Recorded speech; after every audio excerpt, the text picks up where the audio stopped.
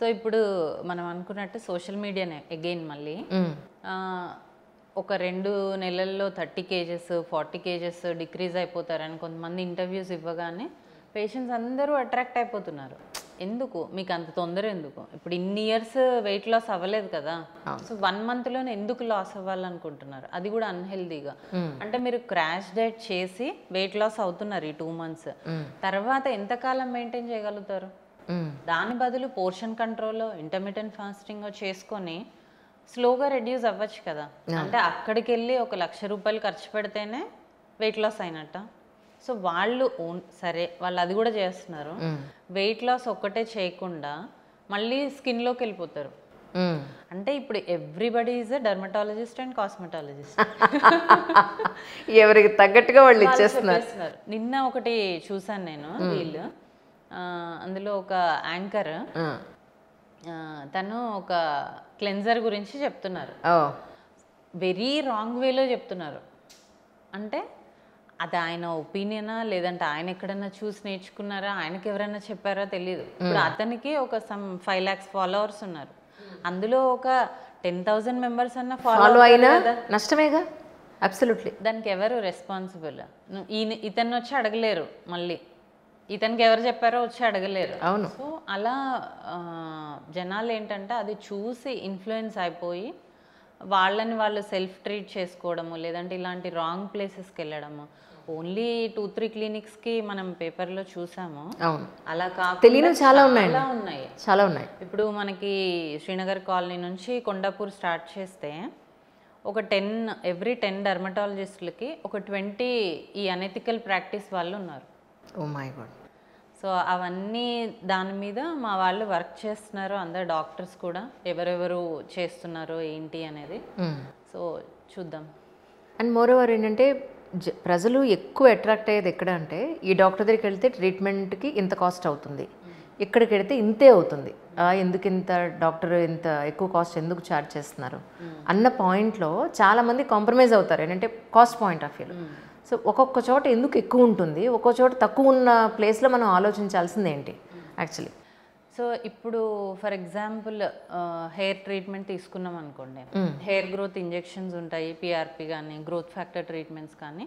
ఇప్పుడు నేను ఒక ఛార్జ్ చేస్తాను, నా ఫ్రెండ్స్ ఇంకోలా ఛార్జ్ చేస్తారు, ఇంకొకళ్ళు ఇంకోలా ఛార్జ్ చేస్తారు. డర్మటాలజిస్ట్ ఏంటంటే అసలు ఫస్ట్ నీకు అవసరమా లేదా అనేది చూసి అడ్వైజ్ చేస్తారు. రైట్.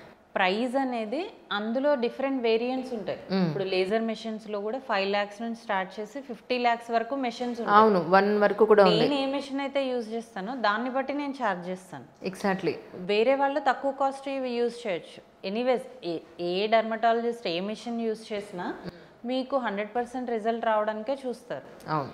నేను మొన్న ఒక పేషెంట్ ఇలాగే చెప్తే అసలు వీళ్ళు పిఆర్పి ట్రీట్మెంట్ వాళ్ళు 1000 రూపీస్కే చేస్తున్నారని చెప్పారు.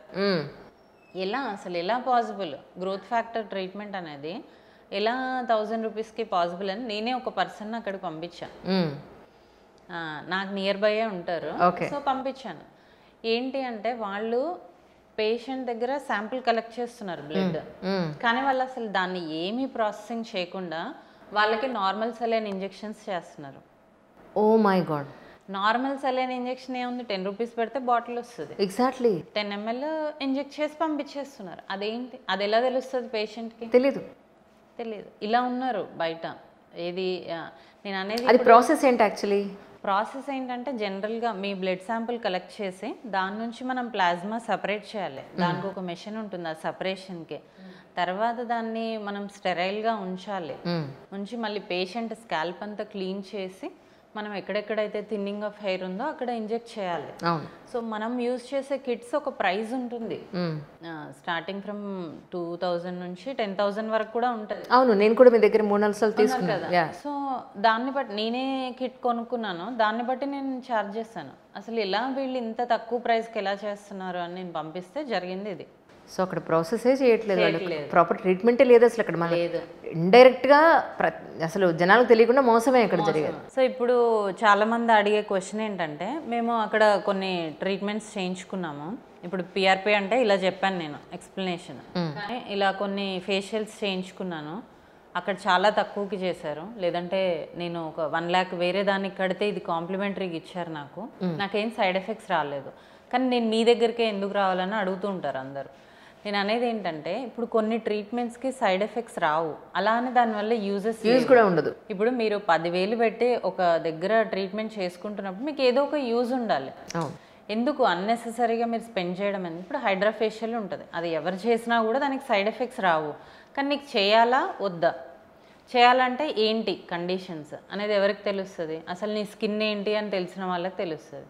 అలా కాకుండా వచ్చిన వాళ్ళందరికీ కాంప్లిమెంటరీగా చేయించుకోండి అంటే ఏంటని మీనింగ్లెస్ కదా.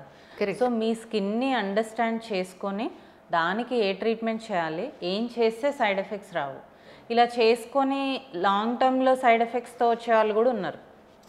అంటే కొన్ని ఇప్పుడు చెప్పాను కదా స్టెరాయిడ్ క్రీమ్స్ ఇస్తారు అక్కడ, సో అది వాడితే వెంటనే నెక్స్ట్ డే చాలా బాగుంటుంది, కానీ ఒక 1 month 2 months తర్వాత చాలా బ్యాడ్గా అయిపోతుంది, చాలా సెన్సిటివ్ అయిపోతుంది స్కిన్.